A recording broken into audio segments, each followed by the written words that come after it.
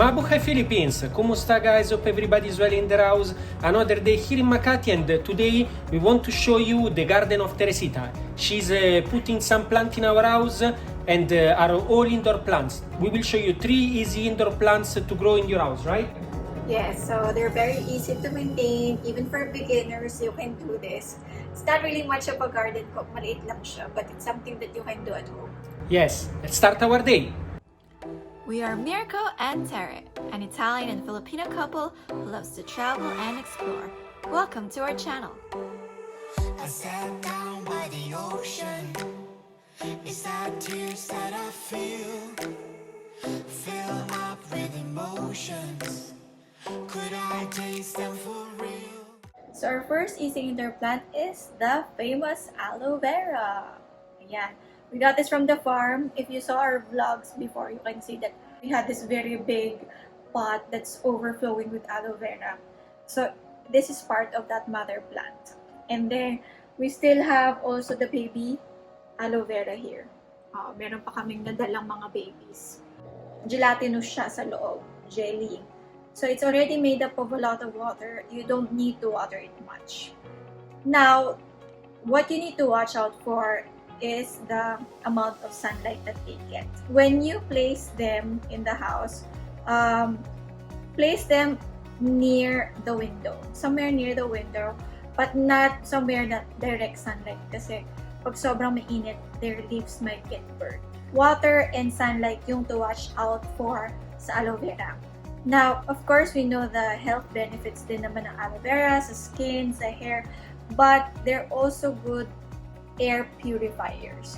They remove most of the chemicals that are present in the products, the house products that we use at home for cleaning.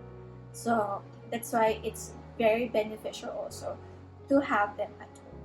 So we got here a pot, and we have here our soil, our potting medium. So what I will do is I will just place them in such a way that they will look nice in the pot. That's why I got an elongated pot. Because they already have roots that are a bit long. At saka yung rooting kasi nila pahaba. Ayan.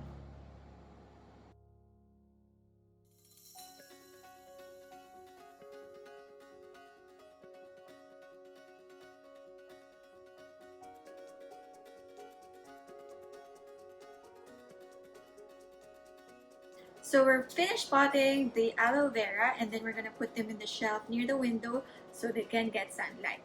Now, just to give you a background, this aloe vera wasn't repotted right away. So they had to endure the travel from Batangas to Makati, and then probably more than a week, before we were able to repot them. We didn't have the time yet. So even if they were left alone, they're still okay. They're still fine, yes. Yeah, they're still fine. And it's so nice now, di ba? So I have high hopes that they will survive. Yes. So our next indoor plant is the Arrowhead or Syngonium quadriphylum. That's the scientific name. Let's just call it Arrowhead so it's easier. What's so interesting about this plant? The leaves. Okay, that's why it's called Arrowhead, because of the leaves. See here, when it's small, ganito pa lang yung leaf niya. Parang arrowhead, isang leaf, ganyan. So obvious, diba? Isang leaf lang yan, ha? Yan.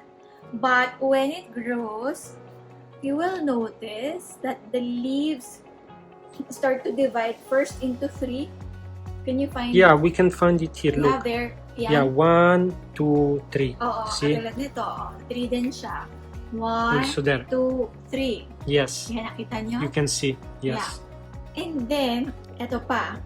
Pwede siyang maging 5. Wow. Ito yung 5. Ang dami, ha? 1, 2, 3, 4, 5. Nag-ano siya? Yeah, many. Nagdi-divide. Diba? From 1, 3, To 5. nagiging 5. Kaya interesting yung plant na to. Plus yung, I like the color. That's why I like this plant. I like the color. Ang ganda. There's green, may white sa gitna. Yan. And then sa feng shui, swerte daw po yung 5 finger. Kasi it has all the elements of the feng shui. Earth, wind, water, fire, yun, etc. Nabasa ko lang po yun. But in the farm, they just grow like weed. Diba, Baba? Yes, we have so many. There are so many. Also, no, once they become mature, no, they start to become a vine. So it's recommended that this plant, if you grow them indoor, you grow them like a hanging plant. Or you grow them na merong stand. But for now, okay, what I chose is this palayok. We found this palayok here, and may butas siya for the water. So that's why, if ever naman, but I doubt it we will stay that long for them to become a vine, we can actually put a tie and then hang it. Diba? Para maganda din. So, I think the palayok will go well with the arrowhead. So, another thing that's so good about the arrowhead, NASA has recognized the arrowhead as an indoor plant that's an air purifier. It cleans the pollutants inside your home, like benzene, formaldehyde. So the leaves absorb it, and then it goes, the pollutants go to their roots, and they transform it as nutrients for the plant. So amazing, diba? So imagine mo na lang, if you have it in your home, you have a natural air purifier. So that's why I like these plants. They grow like weed. And then what's so nice also in the farm, when they trail the trees. Pag umaakit na sila, we also have that in the duhat tree, diba? Yeah. And the mango tree. And then they grow, and then ang flower niya, once they become bigger, and then they grow as a vine, spadix ang flower niya. Parang anturio, maganda, puti. Pero mabilis lang. Also, they're very easy to grow because you don't need to water them that much. When they become bigger and they start to become a vine, they grow roots, adventitious roots, along the stem. And then you can cut it, pwede siyang cuttings, and then just put it in water, and mag-start na rin yung rooting niya. And then afterwards, you can repot them. I also like putting them in vases. With a bit of water, they grow easily. And then you just change the water so the bacteria will not accumulate there. But so far with them, if you leave them inside the house and just put them in a pot or on the vase, even with low light, they survive. It's so hard to kill this plant, no? So very low maintenance siya. Ito yung mga cuttings. Ayan, ang bilis, See, meron namang bagong roots. Yep. Ito mo. So we will place them here. Ayan, ang ganda. Ganda nila sa palayok. They're quite commonly used in landscape gardening because it's easy to grow them.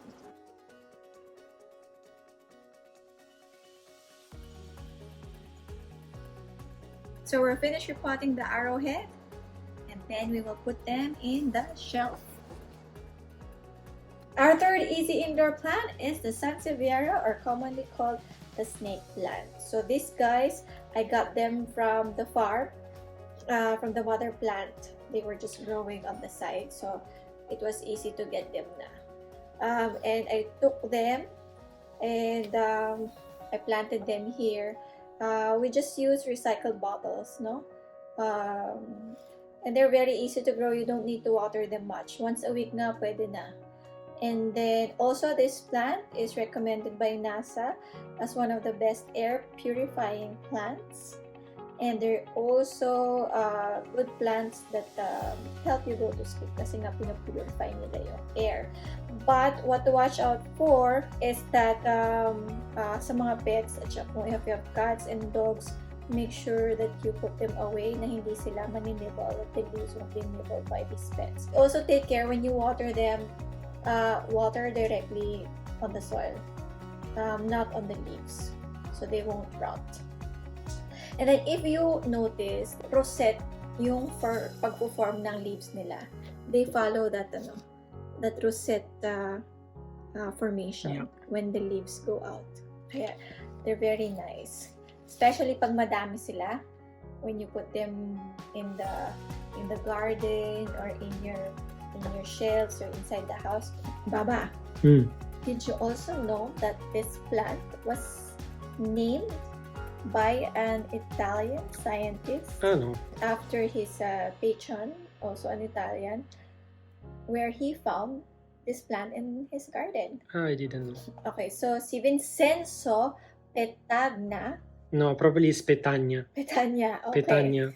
Mm. Okay, Vincenzo Petagna. Petagna. Petagna was an Italian Yeah. botanist, and during the 1700s, he discovered this plant in the garden of Antonio Sanseverino. Ah, okay. He's like the Sansevieria. viscount in Chiaromonte. Okay.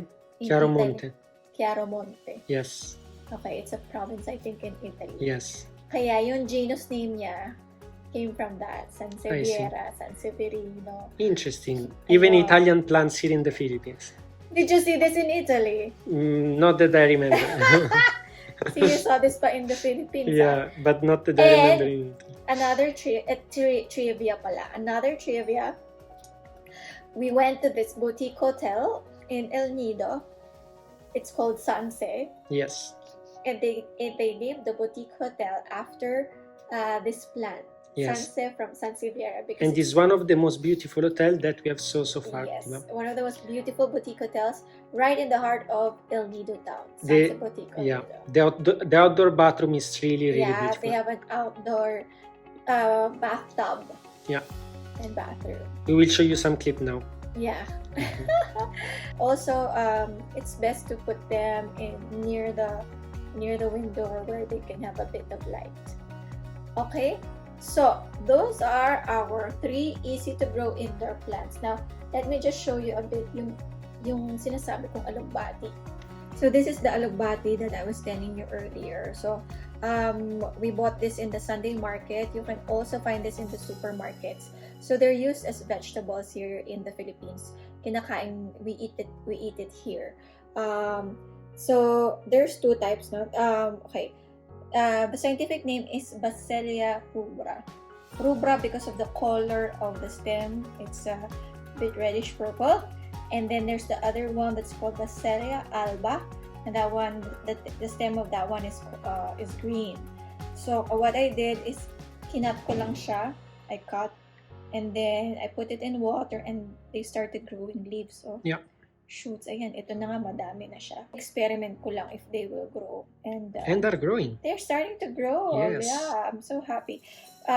But this one, I have to research more how I can grow them. But I did grow them in the farm. Pero outside, I planted them near a tree, actually near the rambutan tree. And they really grew fast, and they overrun the whole tree. That's why they had to be cut down kasi sobrang dami nila. As in, sobrang dami. It was so thick. So they had to cut it down. So now I'm trying to grow them again here. So let's see. And that's it for now. I hope you guys will be encouraged to do your own indoor gardening. Kahit konti lang po. You try to start with this 3 basic plants. Easy maintenance. Para hindi kayo ma-disappoint na mamamatayan kayo ng halaman. So ano lang, konting patience lang. And then eventually you will enjoy. Ako, sa bagay, since bata pa naman talagang kami nag-gardening na. Pero kahit saan ako magpunta, everywhere we go ni Mirco. Yeah. And Mirco is starting to become like me. Like, Yeah. he would stop and check what this tree The plants, yes. She everywhere we go, she still seeds. Yes. I try, Yeah. I always take picture of the plants, and I Yes. always check the flowers, Even in the market in Puerto Princesa, one time I took seeds that we will show you when Kasi we they go were back. just falling on the Are so big. They're falling on the Yes. road. She in get the streets. everything. O pag may nakikita akong pakalat-kalat lang sa streets, okay, I Yes. pick it up and I check. Diba? In UP, you would know who the biologists are. Yeah. Because these kids will be clumped around plants, checking the plants. Taga-bio department yon. Yeah. So dati, ganyan ako, pagka-nerd. Pero ngayon, Mirco is starting to be like that now. Is checking the trees also. But it's fun. So don't forget to click the bell button and subscribe if you are new here in our channel. And we hope to see you in our next video. Take care. Ciao, ciao. Bye. We are Mirco and Tere, an Italian and Filipino couple who loves to travel and explore. Welcome to our channel. I sat down by the ocean. It's that tears that I feel fill up with emotions. Could I taste them for